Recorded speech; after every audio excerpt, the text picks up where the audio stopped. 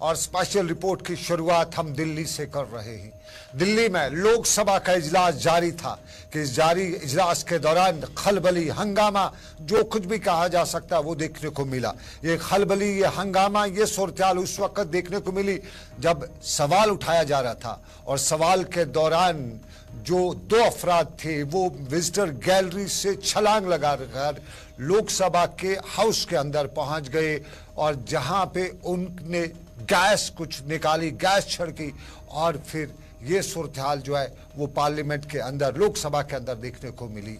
आज 22वीं सालगिरह थी या बरसी थी पार्लियामेंट हमले की। 2001 में पार्लियामेंट में मिलिटेंट हमला, टेररिस्ट हमला हुआ था और आज उसकी बरसी मनाई जा रही थी और उस बरसी पर के हवाले से सुबह से लेकर बाद दोपहर तक मुल्क में आज के दिन के हवाले से उन लोगों को, उन जानबाजों को खिराज अकीदत अदा किया जा रहा था। लेकिन इस वाकये ने पूरे सिक्योरिटी मामलात पर सवाल उठा दिए।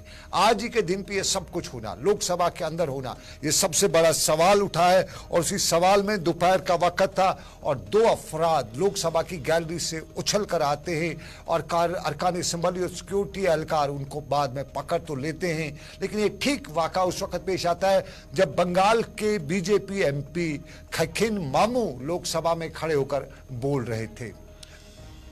दोनों लोगों को गिरफ्तार किया जा चुका है और ये दोनों लोग जो हिफाजती हसार तोड़कर अरकान पार्लियामेंट की कुर्सियों तक या स्पीकर तक पहुंचने की कोशिश की जा रही थी और इनको जो पकड़ा गया है उनमें से एक की शिनाख्त सागर शर्मा के बतौर हुई है और दूसरे की शिनाख्त मनोरंजन के तौर पे हुई है। दोनों के नाम बताया जाता है कि मालूम हो चुके हैं। एक का नाम सागर शर्मा था, दूसरे का नाम मनोरंजन था और दोनों को पार्लियामेंट स्ट्रीट के थाने में इस वक्त पूछताछ चल रही है। लेकिन इसमें दिलचस्प वाक़ात को देखने को मिल रहे हैं। एक पहलू है कि आज का दिन और आज के दिन ये वाक़ा होना, क्या इस पे इतना बड़ा सिक्योरिटी ब्रीच हो सकता है और दूसरा दोनों नौजवानों के लिए पार्लियामेंट में दाखिले का पास जो है वो बीजेपी के रुकने पार्लियामेंट प्रताप सहमा के नाम से बनाया गया है।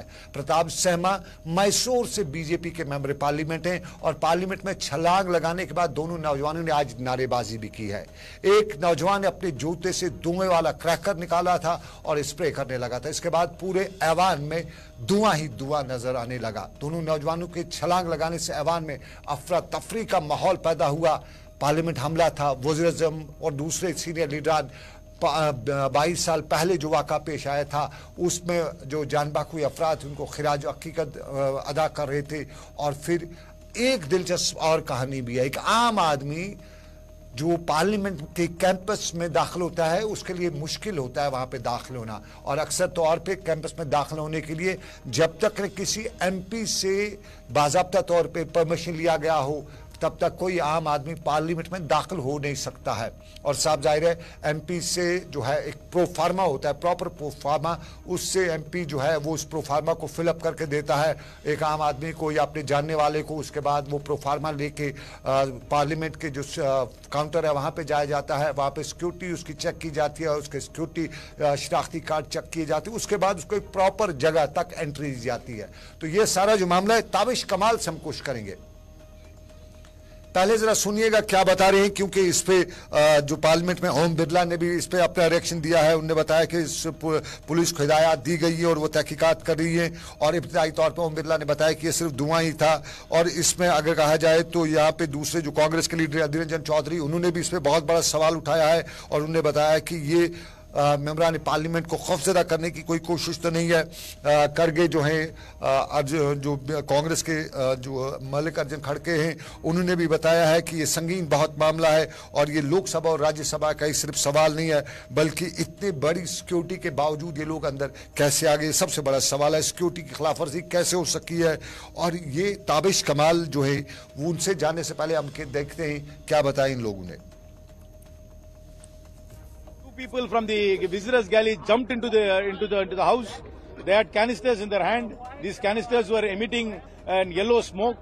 One was attempting to run towards the speaker's chair. He was overpowered by members.